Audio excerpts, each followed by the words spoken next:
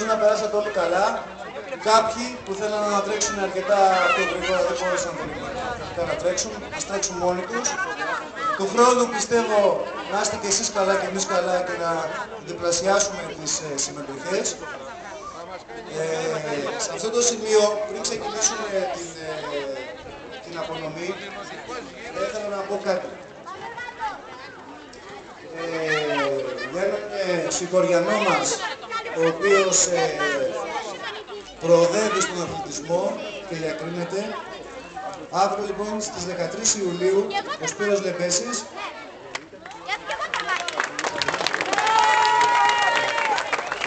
διεκδικεί την πρόκρισή του στους Ολυμπιακούς του Πεκίνου.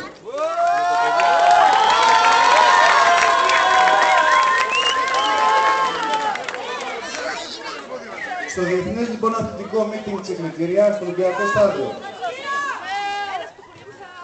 Απονέμουμε λοιπόν στον Μαυροματέο αθλητή Σπύρο Λεμπέση την τιμητική πλακέτα και του ευχόμαστε υπό την καθοδήγηση του προπονητή του Θεόδωρου Ξιδώνα να είναι παρόν στο πλανητικό γεγονός των Ολυμπιακών Αγώνων του Πεκίνου.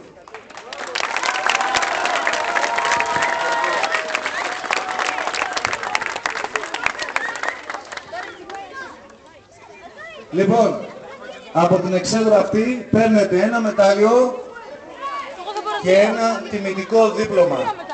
Εντάξει, όσοι συμμετείχατε, είσαστε όλοι κερδισμένοι.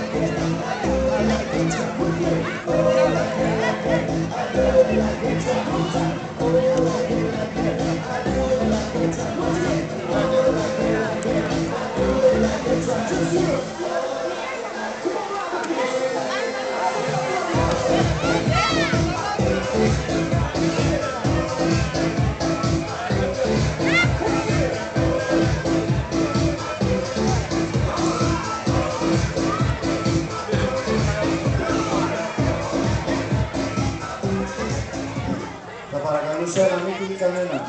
Στο τέλος, όλα τα παιδιά όσοι αγωνιστήκανε θα ανεβούμε στην εξέδρα να βγάλουμε μια ωραία φωτογραφία την οποία θα τη δημοσιεύσουμε και στο ίντερνετ.